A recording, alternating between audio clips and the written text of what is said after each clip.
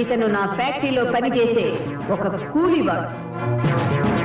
నిన్నటి వరకు 7 అంతస్తుల మేడలో కులికిన ఈ బంగారు చిలుక ఈ రోజు నుంచి ఇనప పంజరంలో చిక్కి విలవిలలాడబోతుందని చెప్పి వెళ్ళటానికి వచ్చాను.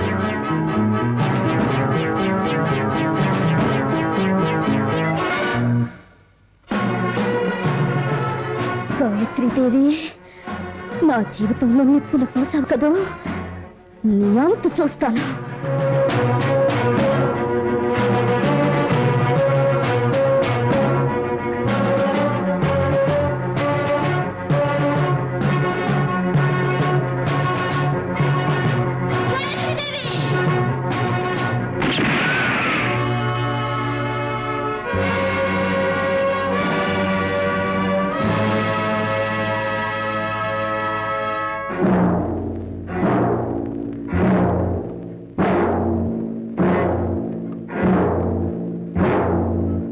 జీవితాన్ని నాశనం చేసి నాకు పెళ్లి కాని పెళ్లి చేయించి 10 మందిలో మా కుటుంబాన్ని ఎగతాళి చేసి నిన్ను కాల్చి చంపేస్తాను. ఆలస్యం ఎందుకు? కానీ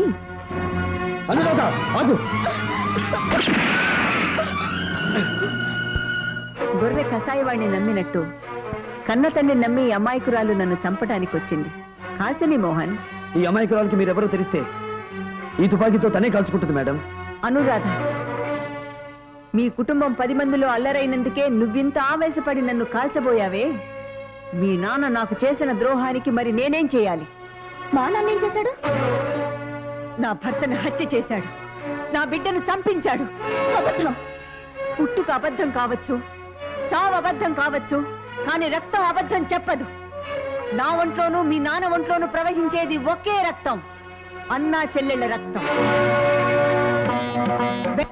ఇంటికి వెళ్ళి నీ చెల్లెలే నీ మీద ఎందుకింత పగబట్టింది నాన్న అని అడుగు. నా మేనత్తే నాకెందుకింత ద్రోహం చేసింది నాన్న అని అడుగు. నెత్తురు చచ్చిన వాడైతే అబద్ధం చెప్తాడు, చీవు నెత్తురున్న వాడైతే నిజం చెప్తాడు. అంటే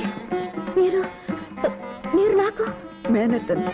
అమ్మాయి గారు, 20 ఏళ్ల క్రితం ఒకనాడు వర్షం కురుచుండగా జరిగిన గాథ. కుక్కు నీ డొక్క చించేస్తాను. నోర్మై. అతను నోరు మూసుకున్నా నాకు నిజం తెలిసిపోయింది. గాయత్రీదేవి నా మేనత్త. నువ్వు మావయ్యను హత్య చేశావు. ఇంకా ఈ ఇంట్లో ఉంటే నన్ను కూడా హంతకురాలు చేస్తావు. ఆగు, నువ్వు వెళ్ళడానికి వీల్లేదు. ఆపడానికి నువ్వెవరు? నేను నా భర్త ఇంటికి వెళ్ళిపోతా. ఆ పెద్ద భర్త ఉన్న కేసులు కాస్త బిగించాను అంటే కాంపెన్సేషన్ చెల్లించలేక జీవితాంతం జైల్లోనే ఉండిపోతాడు. వాడి భారీగా నువ్వు అడుక్కుదంట. దెబ్బతిన్న ఫ్యాక్టరీ నా పేరునే ఉందన్న విషయం మర్చిపోతున్నావు నాన్న. కోర్టుకెళ్ళిదంతా నువ్వే చేశావని సాక్ష్యం ఇస్తాను. నా భర్తను రక్షించుకుంటాను. వాడు ఒక భర్త, నీకు జరిగింది ఒక పెళ్లి, ఆ మెడలో ఉన్నది ఒక తాళి. రమేష్, ఆ తాళి దాని అవతల బారే.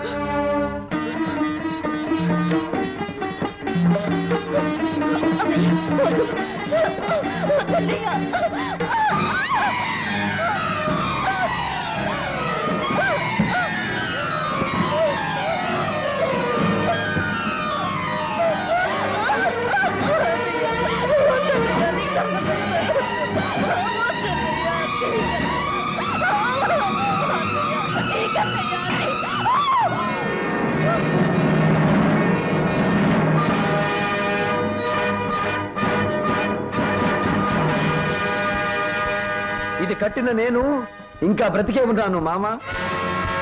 తోడబుట్టిన వాడివి తాళిని తెంపి పారేశావు. సారితో సాగనంపవలసిన వాడివి ఈ తరుణానికి కారకుడివయ్యావు. అబల ఆడపిల్ల మనల్ని ఎదిరించి ఏం చెయ్యగలదని అపోహపడ్డావు. కానీ ఈ అనురాధ నా సతీమణి అన్న సంగతి మర్చిపోయావు.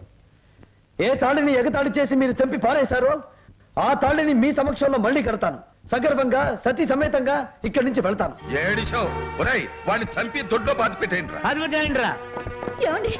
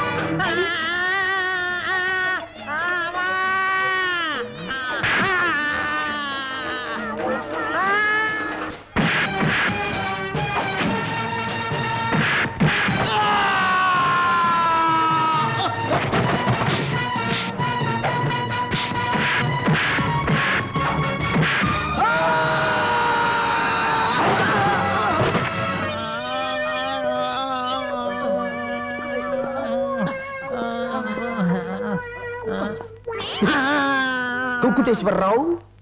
కొడితే కొట్టేవు గాని ఎంత అందంగా పిలిచావు బాబు. ఇప్పుడు అనురాధ మెడలో నేను ఈ తాళి కట్టబోతున్నాను. నువ్వు మాంగళ్య ధారణ మంత్రం చదువుతున్నావు. అయ్యయ్యో, పెళ్లి టైంలో విన్నాను బాబు, జ్ఞాపకం లేదు, మర్చిపోయి. జ్ఞాపకం తెచ్చుకుని బాగా చదువు, లేదంటే నీ పెళ్లి చేస్తాను.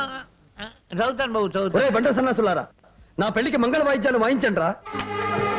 మాంగళ్యం తంతునా నేన మమ జీవన హేతునా, మాంగళ్యం తంతునా నేన మమ జీవన హేతునా, మాంగళ్యం తంతునా నేన మమ జీవన హేతునా. మామా బామ్మర్ది వస్తాం. బాబు బాబు, ఎందుకు? అంపకాయ కట్టం కూడా అయిపోతే బాగుంటుంది కదా. కుక్కు, నీ డొక్క చించేస్తాను. బాబు, ఈయన ఇంకా మారలేదు. నోర్మి నోర్మి.